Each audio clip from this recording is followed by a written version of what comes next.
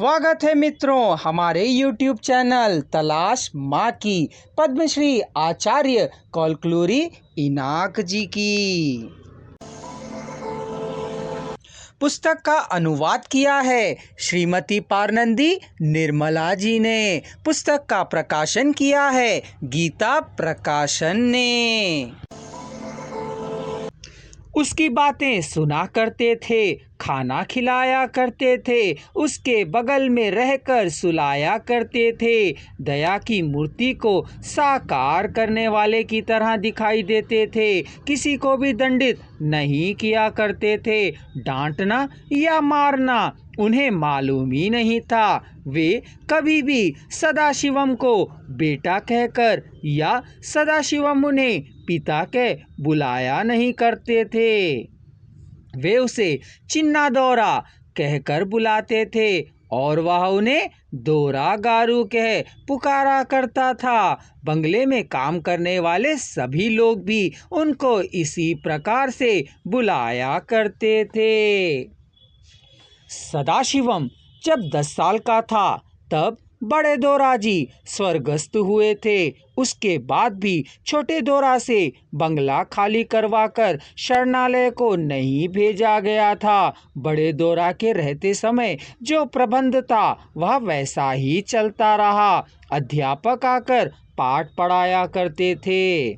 10वें साल से पाठशाला को, महाविद्यालय को, यूनिवर्सिटी को वह कार में जाकर आया करता था। सदाशिवम जब 21 वर्ष का हुआ तब आधिकारिक संघ के अध्यक्ष न्यायमूर्ति ने पेद्दोरा गारू के वसीयतनामा को पढ़कर सुनाया। उसकी प्रति चाबी वाली अलमारी में सुरक्षित है कह भी बताया। सभी विवरणों के पत्रों को दिया। तब चित्तरंजन दौरा ने सदाशिवम को अपना पुत्र कह घोषित किया था। 25वें वर्ष तक सदाशिवम और न्यायपूर्ति के दस्तखत होने पर ही बैंक में लेन देन का काम होगा। उसके बाद सदाशिवम बैंक के लेन देन के सभी कार्य स्वयं देख सकता है। उसने वसीयतनामा की 10 प्रतियों का बनवाकर 10 जगहों में संभाल कर रख, एक प्रति को बैंक के लॉकर में सुरक्षित रख दिया। संस्थान की संपदाओं का दुर्विनियोग ना होने देने के लिए एक पर दूसरे की निगाह रखवा दी। 6 लोगों को कुछ ना कुछ थोड़ा बहुत प्रदान भी कर दिया था। यह भी उसके 25वें वर्ष दस्तखत करने पर ही लागू होने जैसा इंतजाम भी करवा दिया था। चाहे जितना भी हो, दोरा लोगों की बुद्धि, शासन करने का स्वभाव, शाही शान ऐसे ही गायब नहीं हो जाते।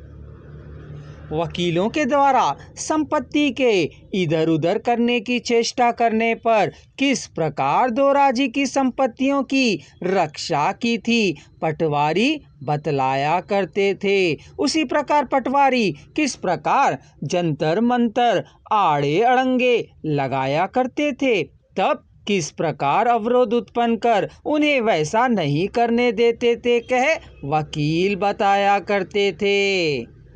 अवकाश प्राप्त न्यायमूर्ति दौरा जी के निर्णयों के अनुसार बैंक से नगद ड्रॉ किया करते थे। चेकों पर तीनों वकीलों को दस्तखत करना पड़ता था। किसी प्रकार की गड़बड़ी होती दिखाई दे तो पटवारी उन पर एक आंख से नहीं अपितु दोनों आंखों से निगरानी किया करता था। किस किस को कब कब कितना देना होगा दौरा जी ने स्पष्ट रूप से लिख रखा था। विश्वास पात्रों को आधिकारिक संघ में रखना ही नहीं, जमीन जायदाद संपत्ति को सुरक्षित रखने में ही नहीं, उनके द्वारा अर्जित किए गए बरती जाने वाली सावधानी को बरता था।